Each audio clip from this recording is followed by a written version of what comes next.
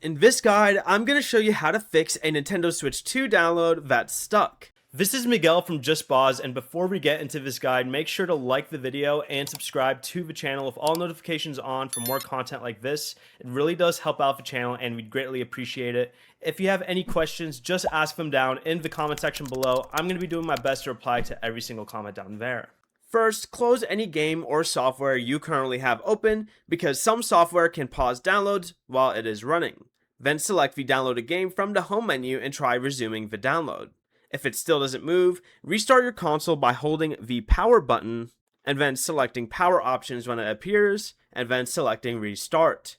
If that doesn't fix it, go ahead and open your system settings, scroll down all the way to the bottom where it says system, select system update, and install any available update. Also make sure that you have enough free storage space for the download, either in system memory or on a compatible microSD express card.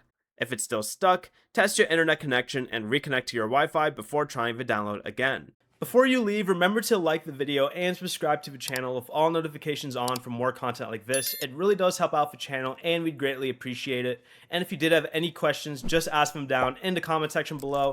I'm going to be doing my best to reply to every single comment down there. Peace.